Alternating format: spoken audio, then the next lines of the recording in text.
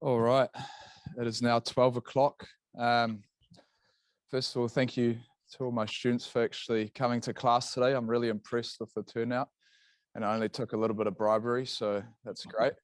Hopefully the fact that we have the CEO of the External Reporting Board here presenting to us is a good enough enticement as well. So today we have a very special guest lecture. We have April Mackenzie, who's the Chief Executive of the External Reporting Board. We've talked about this entity a bit in this class with regards to the climate disclosure standards that are currently being finalised and will be effective of next year. So that's a lot of what April will be talking to us about, but also the broader work that the XRB is doing and the journey of how they got here. Before joining the XRB as Chief Executive in 2019, April was on the board for 4 years of the International Valuation Standards Council, where she was also briefly the interim Chief Executive.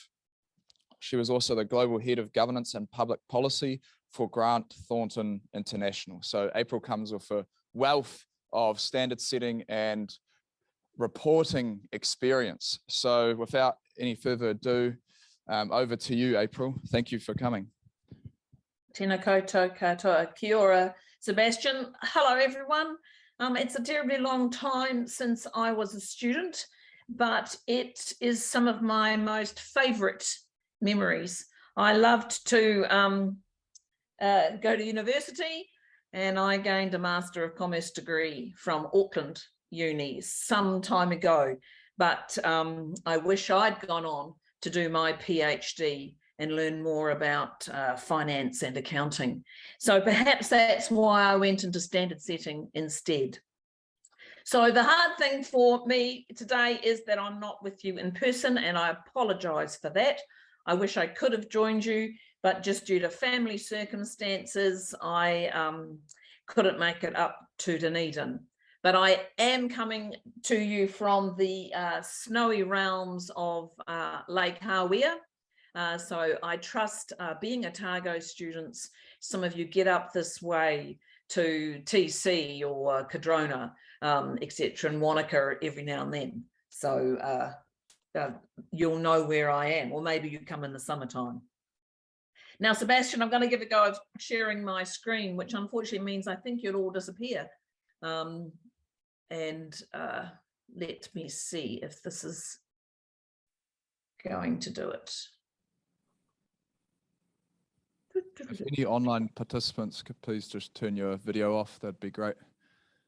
Okay, I've temporarily lost it. So share, there we go. And let's get it started. Slideshow. Awesome. We can see those. Thank you. You can see those. I'm hoping to make them bigger. How's that? And can you see the full screen, or can you see my notes? We can see your notes, unfortunately. Oh, well, you better not have that, had we? We don't want that. No, I don't know how to do that. How do I get rid of that? Have you got two screens going, have you? I have got two screens going. So let's go to stop sharing and then share the other screen. That'll do the job. Okay. Well, you can see I don't do this very often. And share the other screen. That one there. How's that? And share. How's that?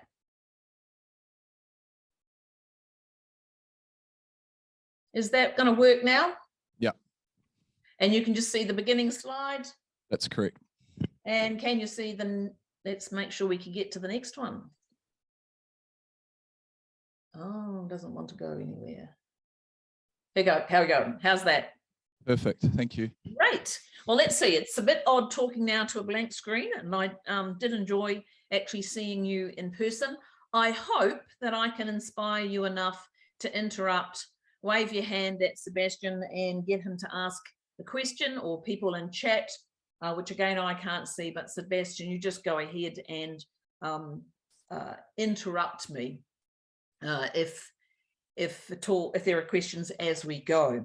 So this is a little bit about the External Reporting Board, or the XRB, as we nickname ourselves. Our purpose is to ensure that New Zealand prospers through effective decision-making for resource allocation, informed by high-quality, credible, integrated reporting. And we've sort of switched to that word integrated with a little I in order to capture the sense of both financial reporting and non-financial reporting. We are going to focus today on TCFD and climate standards, in particular the climate disclosure standards that we are developing in New Zealand. We will talk a bit about the global context, the Task Force for Climate-Related Financial Disclosures, otherwise known as TCFD, dig a bit deeper into the New Zealand climate standards and ponder why the heck should we even do this and what impact might it have on everybody else. So where are we at in a global context? Well, it might be a bit hard to see this picture, and it is a little bit out of date because things are changing rapidly. New Zealand has sometimes been referred to as a leader in this area, and we are pretty early out of the blocks when it comes to a mandatory regime, but many other jurisdictions also have mandatory regimes, but they haven't necessarily linked them to their whole corporate reporting, their normal annual reporting cycle. But there is a lot happening globally, and lots of jurisdictions are moving on this front. One flag you'll see there is the US, and the United States Securities and Exchange Commission has consulted on its proposals. And also there is now an International Sustainability Standards Board, and I will talk about that shortly. But in the first instance, before there was an International Sustainability Standards Board, you might hear it referred to as the ISSB, there was an organisation called the Task Force on Climate-Related Financial Disclosures, or TCFD. So they set up a voluntary regime that had 11 key areas of disclosures under 4 themes: governance, strategy, risk management, metrics and targets. And they issued that document. Well, they were established in 2015, following the meeting of the G20 finance ministers and central bank governors and the Financial Stability Board. So in 2015, they set this up, and they had identified the need for better information to support informed investment or lending and insurance underwriting decisions. And there was some thought that perhaps climate change might give rise to some sort of systemic risk, and that the banking system might fail as a consequence. So the TCFD was set up in 2015, and it made its recommendations, voluntary recommendations, in 2017. And as I mentioned, there are 11 areas under 4 themes. Now, the XRB in developing its climate standards have stuck pretty closely to the TCFD. The big challenge for us is how to turn a voluntary regime with thousands and thousands and thousands of pages of guidance into something that's mandatory, that if you don't follow it, you could land in jail if you're a director of an entity that's captured by this regime and you don't follow it. The other thing that's happened while we've started our work is the establishment of the ISSB, the International Sustainability Standards Board. So it's been set up under the IFRS Foundation. I'm going to assume that you know who the IFRS Foundation is and that you're familiar with the International Accounting Standards Board. And I wish I could see you, because you'd all be nodding, I trust. So anyway, they issued 2 exposure drafts, one on climate and one on sort of a more general sustainability type of standard. and they issued those for exposure, and they got 1,300 submissions on their exposure draft. But they still aim to have a standard, apparently, by December of this year. I'm not holding my breath, but we'll see what happens on that front. And we are paying very close attention. So why are we even bothering to report on climate risks and opportunities? So there is a legislative requirement. So the government of the day has determined that it consulted, and then it introduced a mandatory regime under this most amazing act. It's called the Financial Sector Climate Related Disclosure and Other Matters Amendment Act 2021. And it got royal assent in October 2021, so not very long ago. But the government had announced that it would do this in 2020. And we have been trying to get up to speed and get ourselves sorted in readiness for that. And basically that regime identifies what entities must produce a climate statement, and that climate statement must be produced in accordance with the standards and rules set by the External Reporting Board, and then the whole thing is overseen by the Financial Markets Authority. So that's the legislative requirement, but that in and of itself is not really the reason one should do this.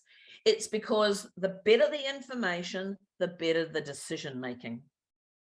And that goes pretty true for just about anything. In fact, anything, including what you're all wearing today. You hopefully looked outside and thought, well, what's it doing in Dunedin today? Is it going to be hot, cold, snowing, or raining? And hopefully you've dressed accordingly. So the more information you have, the better decision you can make about what to wear. Well, the same thing goes for climate change. The more we know about how an entity is responding, what it's doing, then the better decision we can make with regards to whether or not to allocate capital to buy, sell, or hold in that entity that we are either investors or interested in investing or thinking about buying a product from. It also helps the entity itself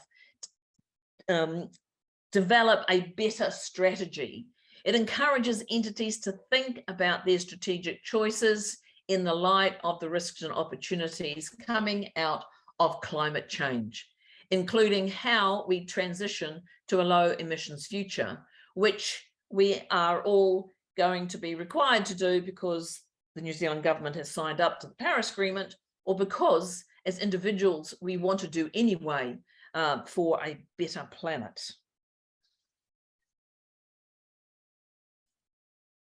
Who's required to report? Well, the legislation the bill started off casting the net a bit broader, but the Act finally settled on large listed entities where their capitalisation exceeds 60 million. So they're either equity or debt, and they are bigger than 60 million cap. So not their balance sheet, but what they are traded for on the market. Or if you are a large financial organisation, a bank, an insurer, manager of investment schemes, and you've got more than $1 billion assets. So the reporting regime starts when the XRB issues its first standard, and we will issue our first standard in December 2022. And it says, you know, we anticipate, but I can guarantee it for you. We will issue a standard in December 2022, irrespective of what it says or doesn't say. It will happen. So the regime will trigger for counting periods that commence 1 January 2023.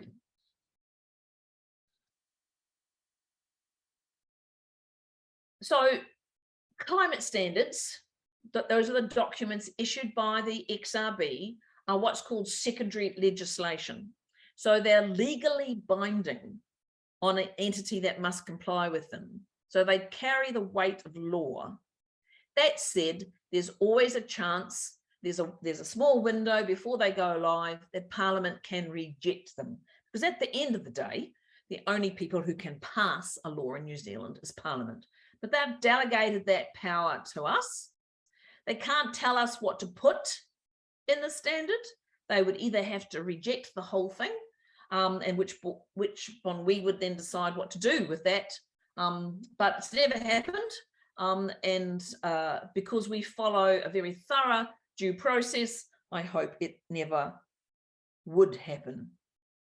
But we've developed this graphic. I hope you can see it. What the idea here is to show you those 4 themes: governance, strategy, risk management, and metrics and targets, the climate reporting entity in the middle.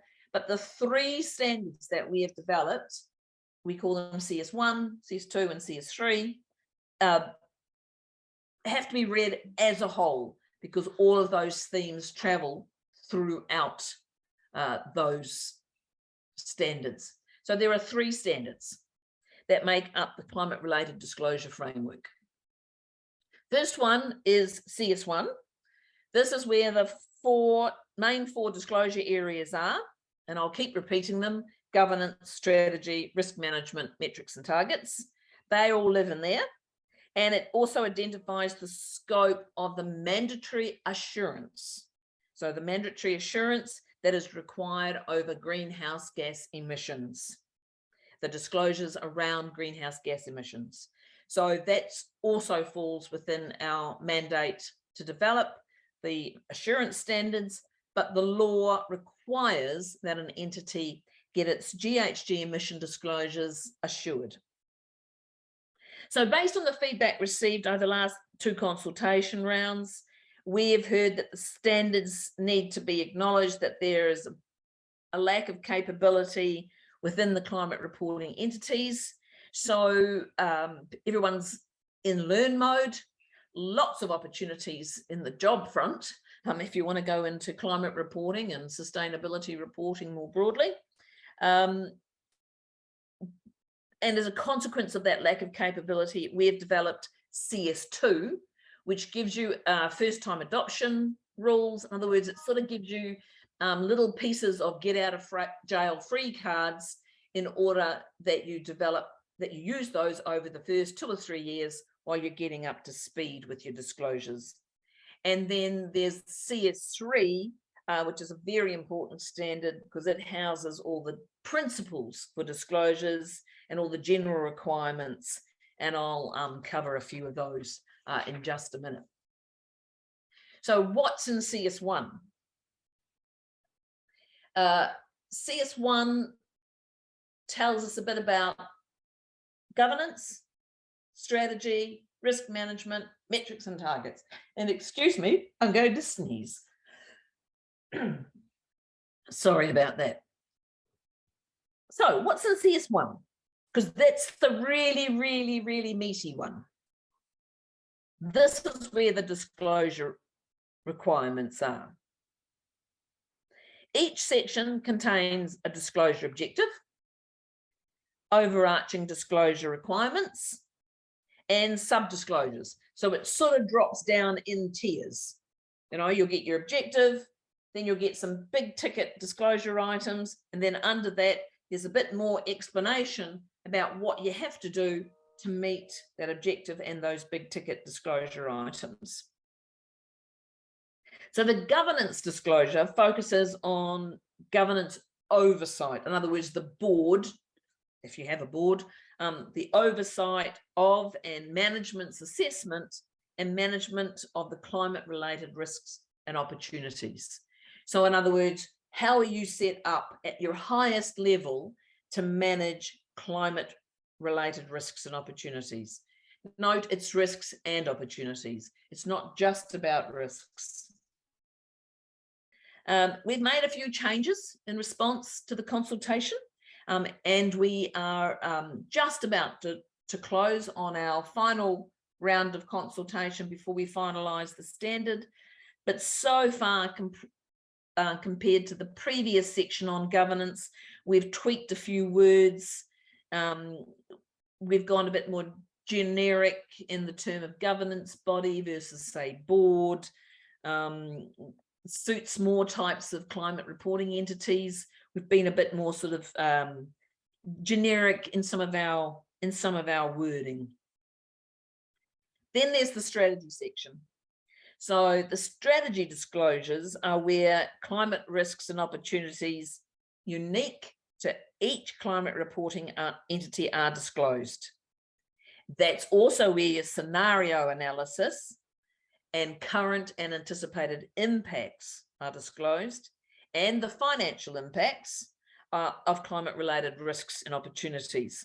This is also where the transition planning aspects of the entity strategy are disclosed. This is the big meaty section, is in your strategy. This is where all your thinking goes on. What are your scenarios? What are plausible pathways under climate regime? So some of the key changes we made here from the previous version in relation to the feedback that we've received, and also because the international board has since come on the scene. Originally, we said you needed to give us 2 climate-related scenarios and tell us how resilient your strategy was against those scenarios, but now we've gone to 3.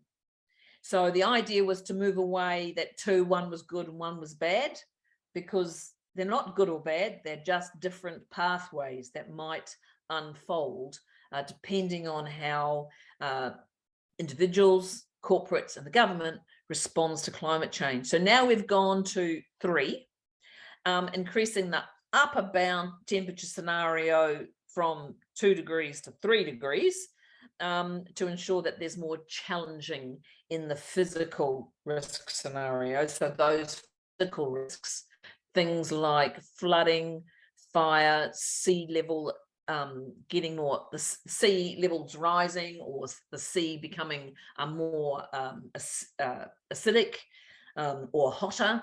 And then making it more explicit that the reasons must be given if quantitative information for current or anticipated financial impacts can't be disclosed. So if you can't, that's okay. You just have to tell people you can't.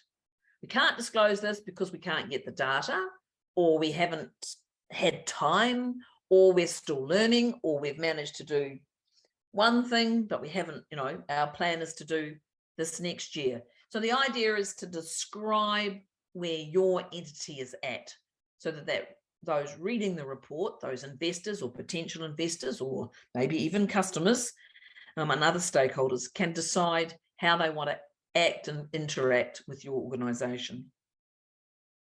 And we've also highlighted that the reason we want these disclosures is to be able to show how you as an entity intend to move towards a low emissions and climate resilient future. Then there's the risk management section. This one's relatively straightforward. It's sort of back to the tell us a bit about what you do. There's no right or wrong here. It's about an entity's climate-related risk management processes. It's not about exactly what are the risks. Those end up in the strategy section. This is what are your processes and how does it fit in with everything else that you do. So based on the feedback here, we've combined several of the disclosures for clarity and amended some of the disclosures around value chain to make that a disclosure of whether any part of the value chain is excluded. So you have to look at the suppliers, where you get things from, and also where your products are going. So that's your value chain. And you have to look at all of that when you are considering your risks and opportunities and measuring your GHG emissions, which I'll come on to. But originally we said, well, describe all your value chain, and we realized that was going to be a bit long-winded. So we have flipped that over and said, well, tell us any piece of your value chain that you haven't considered in this.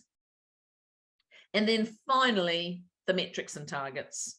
And here is where the entity's greenhouse gas emissions are disclosed. That's a really important piece of information, as well as any other industry specific or entity specific metrics and targets, that ways that you're going to perform, to measure how you're going to perform with regards to climate change. So as I mentioned, assurance is required over the GHG emissions disclosures for any accounting period that ends on or after the 27th of October 2024. So you start reporting for periods commencing 1 January 2023. So chances are the earliest report would be at 31st December 2023. You've got 4 months in which to produce your report. So that would be 2024. You do one in 25. You'll probably get caught by this assurance in your 26th year, because this is accounting periods that end on or after October 2024. So you've always got to be really careful to note whether it's periods commencing or periods ending, because obviously they give you different results. So in this metrics and targets, we've made some changes to the proposed disclosures.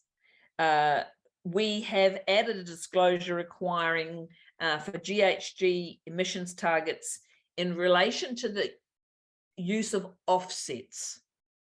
So offsets are when instead you go and pay someone or buy some offsets or groceries or something, as opposed to actually reducing your GHG emissions. So you've got your number of GHG emissions, and then there's a couple of things you can do.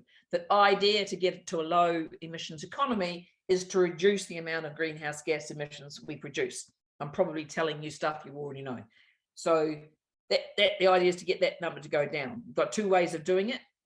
You get an offset by planting trees or buying someone else's offsets against, you produce the same amount, you buy some offsets, and therefore your number's gone down. Or you actually try and reduce the number that you actually produce. So the use of offsets in reducing emissions is really important. So we've now got some specific disclosures. You no longer have to publish the big GHG report, but we've also got disclosures around methodologies and assumptions in there. So that's a hang of a lot under CS1 that you have to do. And now I need this to go to the next slide, which it's refusing to do. There it is.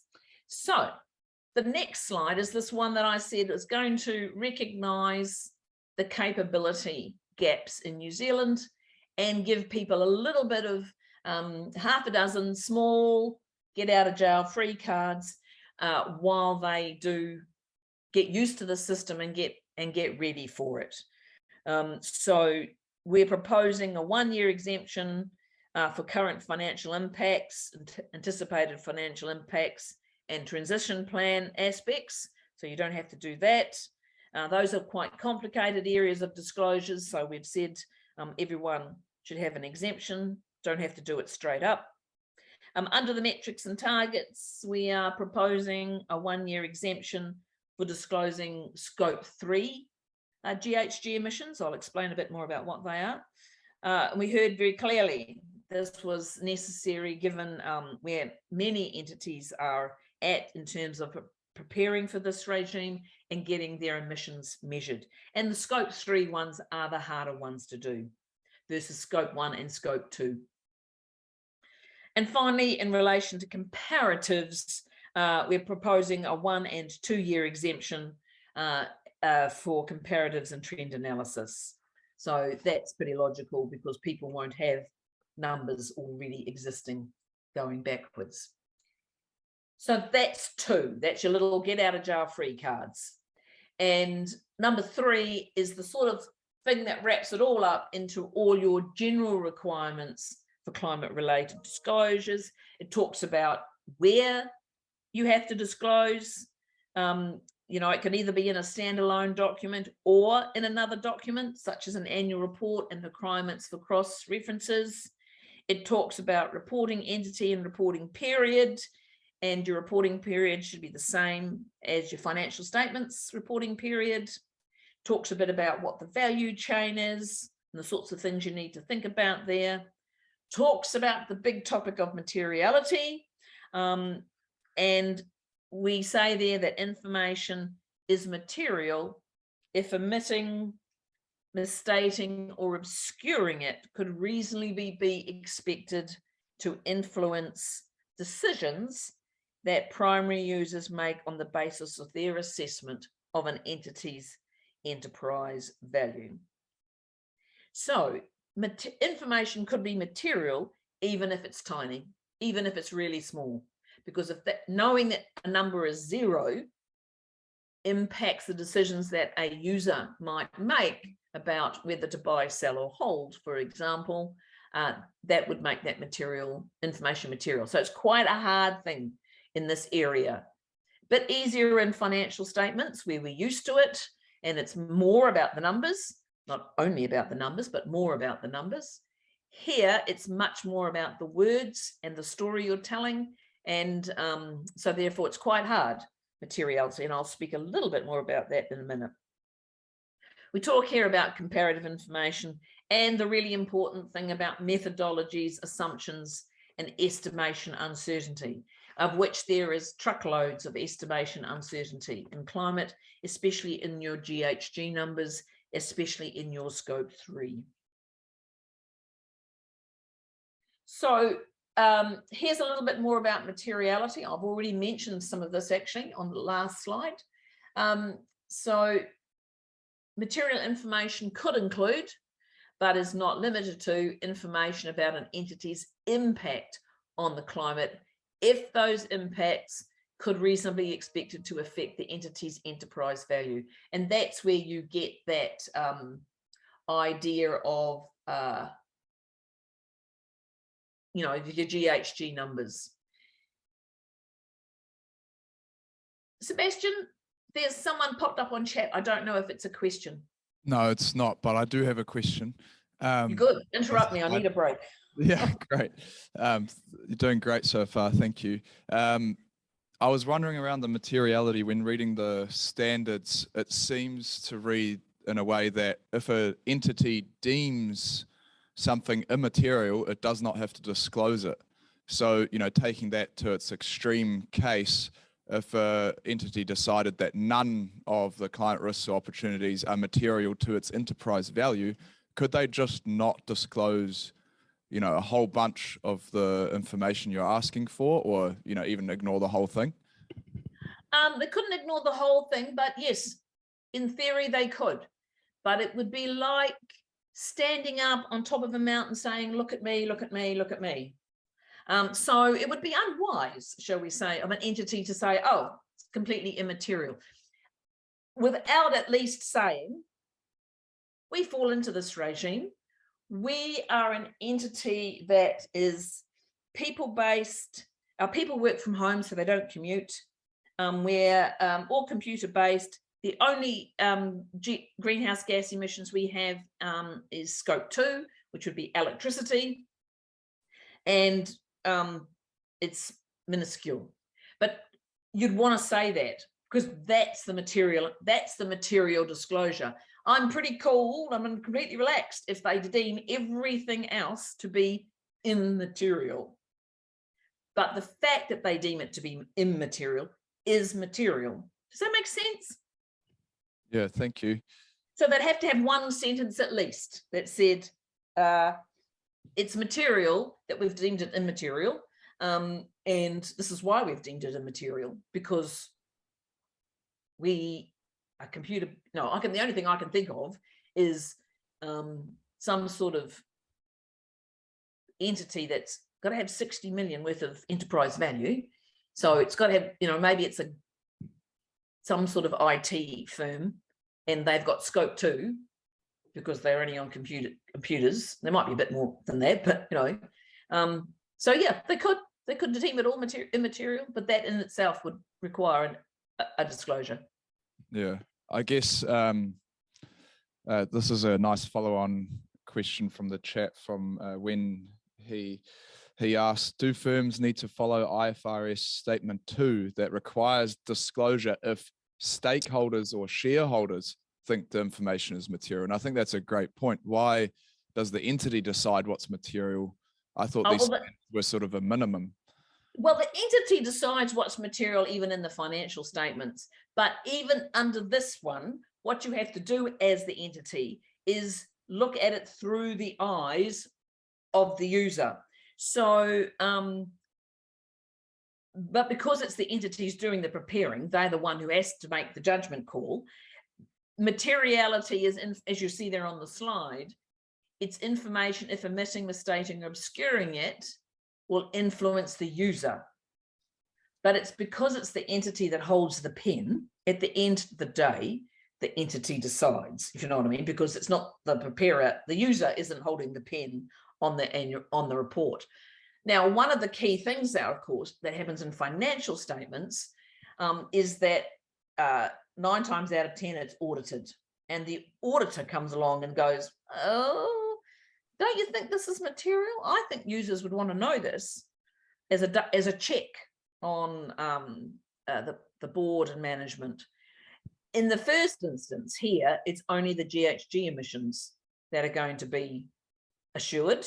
I think there'll be some voluntary assurance across the climate statements, and I believe the government will consult either later this year or perhaps early next year on expanding the regime to bring assurance to the whole of the climate statement. And I think that will put check and balance on boards of directors and management if they're a little inclined to omit, misstate, or obscure, because they don't really want to own up to this. But I think once they start this exercise, they'll find it quite useful. But I think that point's a really good point.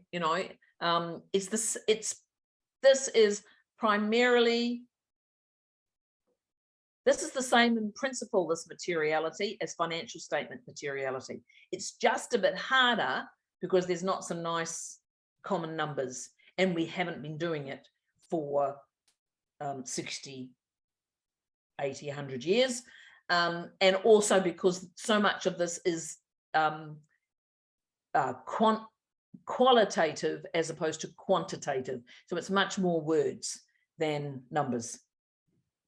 Awesome. Sebastian, do you think that makes sense? Yeah, I think it sums it up well. I've actually got a question from a student in the class here, so I'm just going to pass him the mic. Thank you. Hi, Oscar. I was just wondering if you said that the companies that will be required to make disclosures are companies with 60 mil plus market capitalization or $1 billion in total assets. I was just wondering if there was a future where government entities will be required to make the same level of disclosures. Very good question. The short answer is, I think, yes.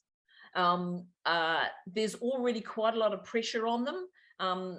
Government departments are required to be part of net zero carbon something or other. Someone a bit more informed than me will be able to tell you exactly what it's called. So they're already well into measuring their GHG emissions and their footprint. There is also other pieces of legislation where the Minister for the Climate Change can require disclosures, which for all intents and purposes will be the same as these. But we also believe that the government may issue things called letters of expectation on public sector entities to departments and the like to produce these disclosures. We will be looking at the broader regime. There are 1 or 2 public sector entities already in here. There's a bunch of financial institutions, ACC, New Zealand Super Fund, and the likes, who fall under this regime because they've got letters of expectation from the Minister of Finance. There's 1 or 2 entities like the Auckland City Council, who, because they have debt, are already captured. And I suspect that it'll be pushed out much broader. And this will catch other entities by filtering down. why don't I push onto this, if it'll go, this one, on investment management, and it sort of comes back around to how do entities get caught. Because you're finance students, I thought you might be interested in how investment managers will see this. They're going to get more information from the entities they invest in, typically about their scope 1, 2, and 3 emissions and what their plans are and what they're doing about their physical and transition risks. I haven't talked much about that, what physical and transition risks are. Sebastian, we might want a separate lesson on that one. And also they'll get better information on what entities intend to do about lowering and moving to a low emissions economy and reducing targets and building resilience against climate change. But some of those entities won't be caught, but they'll get caught by default because the entities above will be demanding information. Want to tell you that we've also issued a couple of guidance documents. They'll come out by December as well. We've already got them out for people to tell us whether or not they're proving to be very useful. One's on managers of information systems. Oops, that's my thing to tell me I've spoken for long enough. And the other one is for more general requirements. So they're quite long and quite meaty. We tried to keep the standards just short and easy to take in as a whole.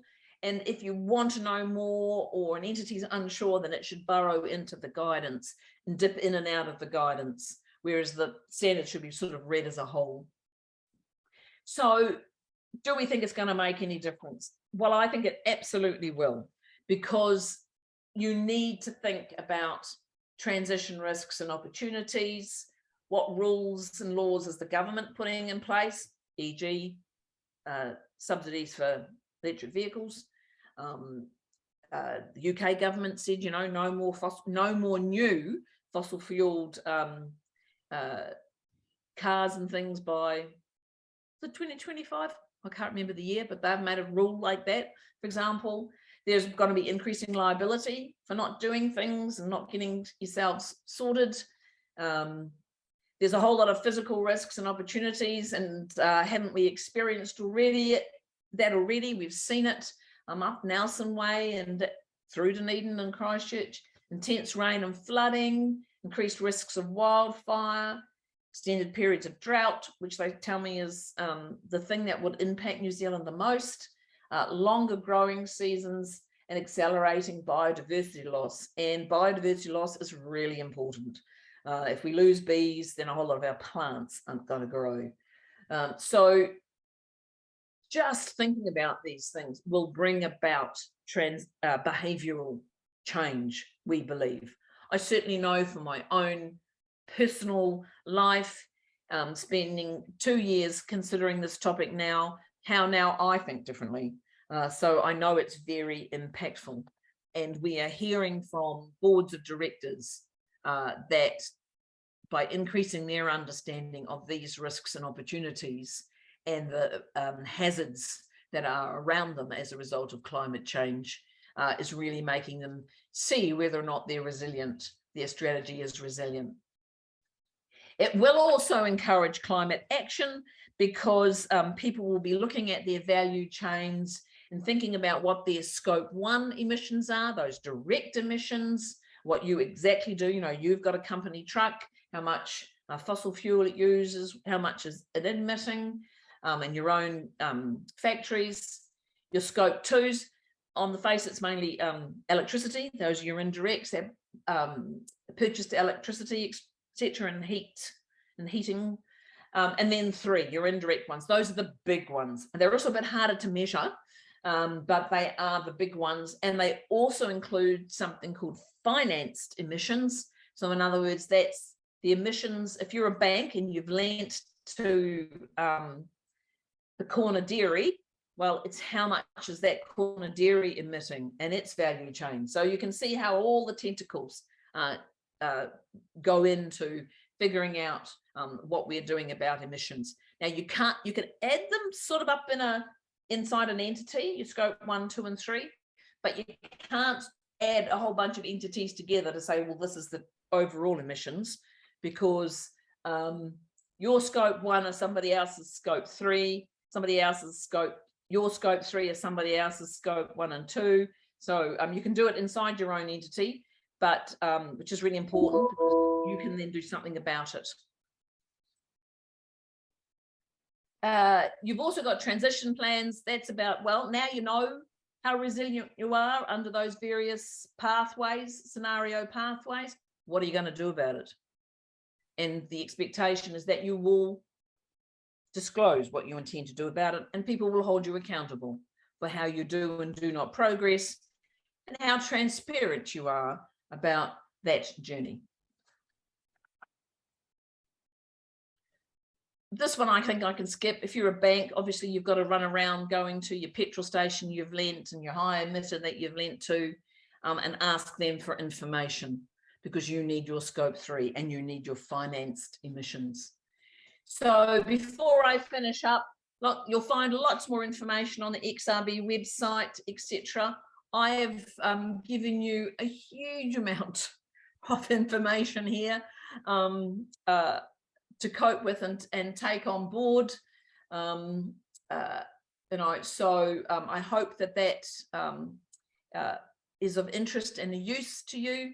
I'm happy to answer any more questions, or no doubt you get a break between lectures. Yeah, we will have a break, don't worry. Thank you so much, April. So first I'd like to see if any of the students have a question as you guys get priority. It's your lecture. Hi, I'm Shaylin. I just wanted to touch on a bit, I guess at the moment there's big trend obviously for companies to look good in the ESG space, a lot of incentives. Just wondering how robust do you think these standards are to greenwashing, and I guess with the subjectivity of a lot of the metrics, which makes it a bit difficult to audit for these sorts of things. Yeah, I guess what's the robustness of this, or if you're concerned about it? Yeah, I am concerned about it. I'm not going to pretend that, you know, just as because we wrote them that they're perfect. I don't think they are perfect. We intend to do what's called a post-implementation review in 2 years. So give corporates a couple of years to give it a go and see where it needs tightening and the likes. I think you've made a very good point about assurance. It's certainly nothing like a bit of a third-party independent opinion on the robustness of your disclosures to bring them into clear focus for the entity when it discloses it, because the last thing it wants is a qualified report.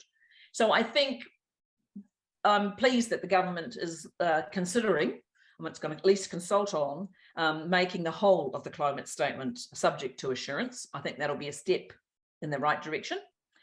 When it comes to assurance and uncertainty, the one of the points you made there, and subjectivity of the numbers, etc., auditors and other assurance practitioners in this space, they're pretty familiar with dealing with uncertainty. And it's more about disclosing the nature of the uncertainty and being transparent about it, as opposed to trying to pretend that a number is solid and robust when it is not. So, for example, scope 3 emissions, that's in some areas, it's a pretty squishy number. And lots of people go, well, I don't like that. But if you disclose what your methodology is and how you've estimated it and admit that it's an estimate, you've got to assume that the users of that information have got some nous. I'm sure you guys, when you read these climate statements when they come out, you'll be able to go, okay, well, at least they've tried to get a number, and it's probably not less than this. It's possibly a bit more, but it's not, you know. So I think we'll get used to that uncertainty, and some of that uncertainty will go away over time as we get better systems and better practice. Thank you, April. Quick follow on that. why was there a decision to have limited assurance? I think I heard an answer at a talk by one of your colleagues around that being due to the lack of capability of the industry to provide full assurance, or reasonable assurance, I think it's called at this stage. But if the way we avoid greenwashing, as the student asked, is assurance, then how does limited assurance work with that? Right? If we only got limited assurance, is it really going to give us what we need? And if they're lacking the capability, why are they even charging money for this assurance? Okay, so, well, as chief executive, you always get the right to contradict your colleagues. So I think, Sebastian, I'm hoping that what my colleague has said is that when the industry wasn't really prepared, it isn't the assurance practitioners, of which there are very capable assurance practitioners, both in the traditional audit accounting sense, but also in the broader other assurance practitioners. There's lots of other professions that provide assurance in these areas. It's more in the corporates themselves. We have to give corporate entities the chance to get the systems in place and get their disclosures sorted and give them a chance to improve on those disclosures. They're not going to get it perfect the first time around. There's a lot to this. This is some pretty heavy lifting that needs to go on inside here.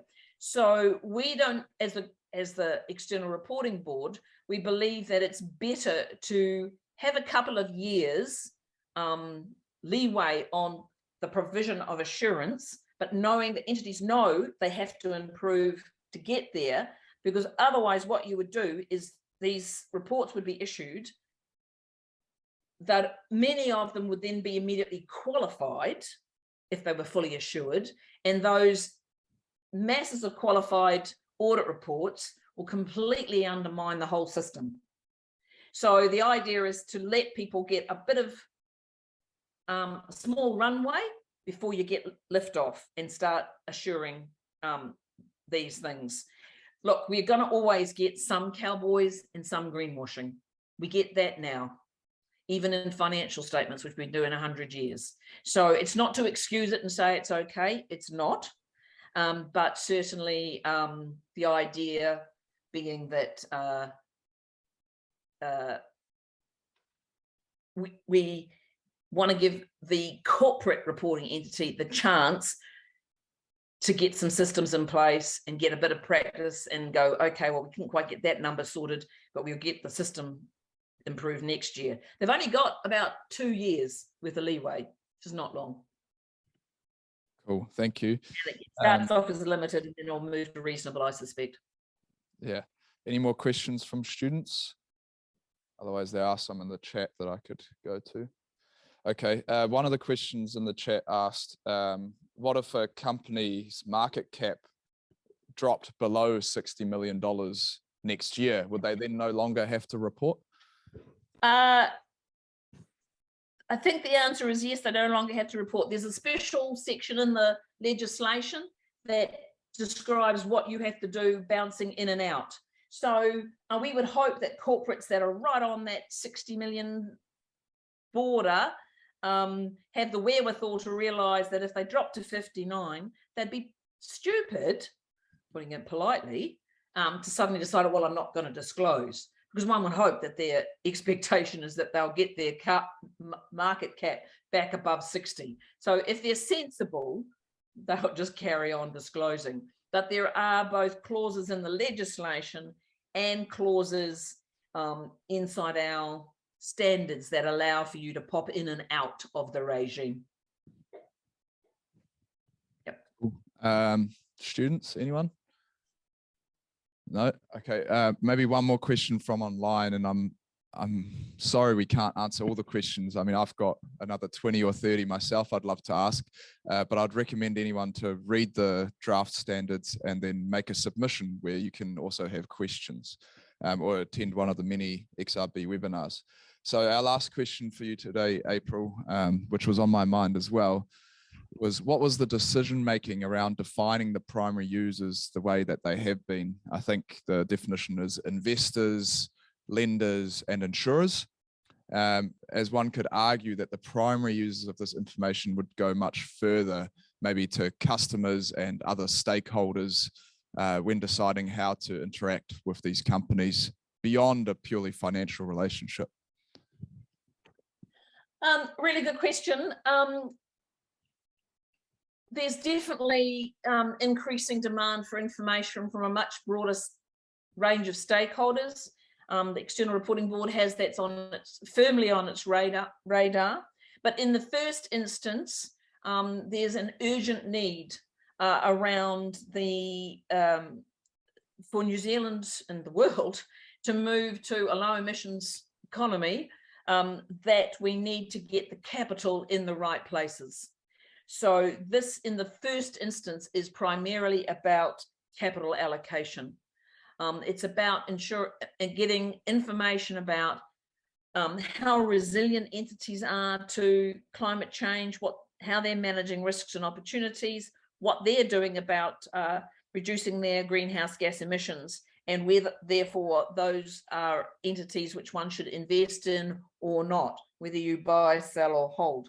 So objective number one is to look at capital allocation. Objective number two, and we can't do everything at once, but it's not an excuse, it's just it's sensible practice. You can't learn to drive a car and fly a plane at the same time. Well, some people might, but generally most of us can't. We're focused on capital allocation, and then we will look at those broader stakeholder needs. For my personal opinion, is that the gap between the needs of the primary users, the responsible investors, is pretty well aligned with that broader stakeholder group. Awesome. That's a good answer. Thank you, April. So we'll stop with the really tough questions, and maybe just if you have any last comment on maybe, some advice to our students as they are all sustainable investing students and potentially looking for a career in finance, hopefully trying to incorporate more of these non-financial values and issues into that career. Is there anything you'd say to them before we let you go?